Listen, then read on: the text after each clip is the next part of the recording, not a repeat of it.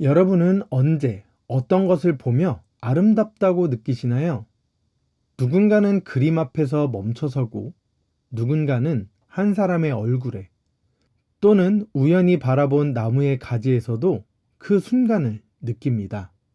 그런데 혹시 이런 생각해 본 적 있으신가요? 내가 느끼는 이 아름다움이 정말 나만의 감정일까요? 혹시 시대가 우리에게 이걸 아름답다고 느껴야 해 라고 조용히 속삭이고 있었던 건 아닐까요? 사실 인류는 오래전부터 아름다움의 기준을 공유하며 살았습니다. 아름다움의 미의 기준은 시대마다 달라져 왔습니다. 고대 그리스에서는 조화와 비율, 중세 유럽에서는 신성한 비례, 르네상스 이후에는 원근과 입체감, 그리고 근대에 들어서면서 개성과 다양성까지. 하지만 이 흐름 속에 하나의 결정적 전환점이 존재합니다. 그건 바로 어디를 기준으로 볼 것인가에 대한 질문, 즉 시선의 대칭성이라는 주제입니다. 그렇다면 그 기준은 무엇으로 정해질까요? 초기의 사람들은 사물의 본질적인 방향을 기준으로 삼았습니다. 이 대상이 원래부터 갖고 있는 특징은 무엇인가? 그런데 여기서 한 가지 흥미로운 사례가 있습니다. 고대 이집트의 벽화를 보면 한 사람이 걸어가는 측면을 보고 그린 벽화에서 사람의 눈과 어깨도 모두 정면에서 본 것처럼 묘사되어 있습니다. 즉, 한 인물의 여러 부분을 가장 본질적인 방향에서 각각 따로 그려낸 겁니다. 실제의 시선이 아니라 무엇이 중요한가를 기준으로 본 것이죠. 왜 이렇게 그렸을까요? 그 시대 사람들은 눈은 정면, 어깨는 넓은 방향, 각 부위를 가장 중요하게 보이는 방향에서 묘사하려 했기 때문입니다. 중요한 방향을 찾는 시도는 점점 발전합니다. 대상의 본질보다도 그것이 다른 것들과 맺는 관계, 배치, 비율이 점점 더 중요하게 여겨지기 시작합니다. 다시 말해, 어디서 어떻게 보느냐에 따라 달라지는 미학, 아름다움에 대한 시선이죠. 수학에서도 이 시선의 전환은 대칭성이라는 개념으로 나타납니다.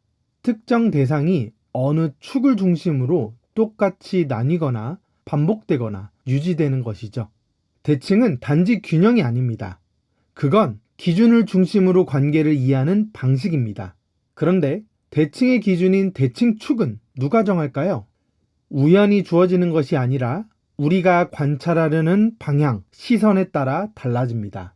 이때부터 수학은 값을 구하는 학문이 아니라 구조를 관찰하는 학문으로 발전합니다. 여기서 대표적으로 등장하는 것이 이차함수입니다. 많은 학생들이 이차함수를 처음 배울 때 단순히 포물선 모양, U자 형태라고만 외우곤 하죠. 그런데 이차함수 정말 그냥 모양일까요? 사실은 아닙니다. 이 안에는 놀라운 미적 구조가 숨겨져 있습니다.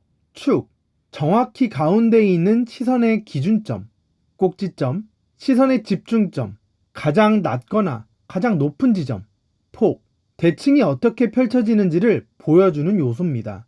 이건 단지 수학적 요소가 아니라 우리가 무엇을 보고 있는가를 구성하는 시선의 논리입니다. 예를 들어 건축에서도 이런 구조는 반복됩니다. 전통 궁궐의 정면, 기둥과 지붕의 곡선, 모두 축을 중심으로 정렬되어 있죠. 하지만 그게 무조건 아름답다고 느껴지는 걸까요? 대부분 편안함을 느끼지만 때로는 대칭이 깨질 때 더 매혹적이게 느껴지기도 합니다. 그래서 마지막 질문이 떠오릅니다. 왜 우리는 그런 대칭에서 편안함이나 아름다움을 느끼는 걸까요?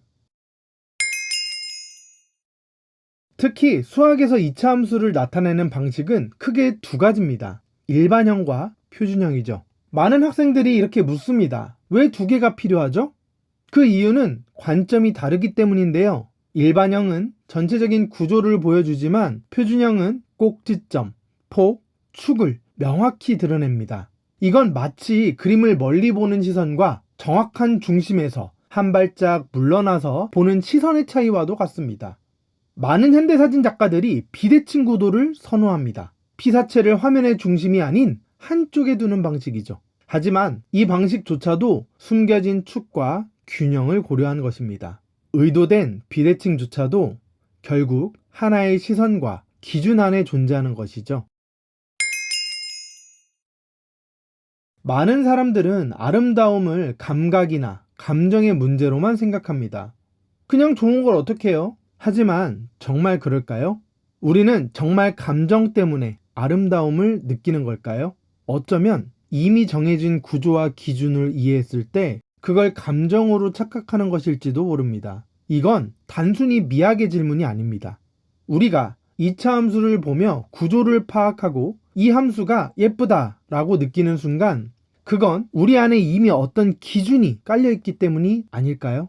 그리고 그 기준은 누가 정했을까요? 중요한 건 아름다움도 유행한다는 사실입니다. 한 시대는 날씬함을, 다른 시대는 건강함을, 또 다른 시대는 자연스러움을 아름답다고 말합니다.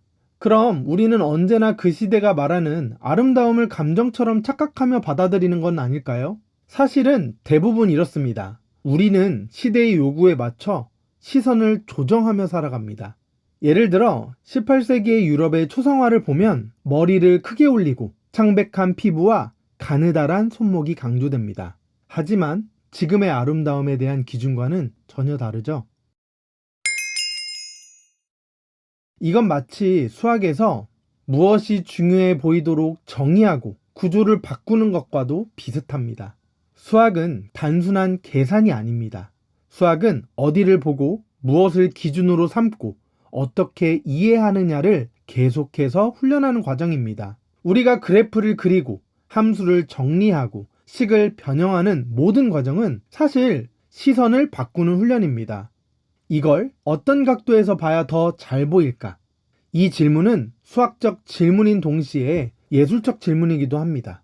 결국 대칭이 아름다운 건 아닙니다. 그 대칭을 알아보는 우리의 시선이 아름다움을 구성하는 것입니다. 그리고 그 시선은 우연히 생긴 건 아닙니다. 그건 시대가 우리에게 속삭인 것이고 수학은 그 시선을 가장 정제된 방식으로 보여줍니다. 우리가 2차 함수를 보며 축을 찾고 꼭지점을 구하고 폭을 이해하려는 이유는 아름다움을 수치로 계산하려는 것이 아니라 시선을 구성하려고 하는 사고의 과정인 거예요. 우리는 왜 대칭을 아름답다고 느낄까요? 이 질문이 여러분에게 조금 다르게 들리지 않을까요? 끝으로 여러분은 지금 어떤 아름다움을 바라보고 계신가요? 지금 여러분이 아름답다고 느끼는 그 장면 속에는 어쩌면 아주 정교한 수학적 구조가 숨어 있을지도 모릅니다.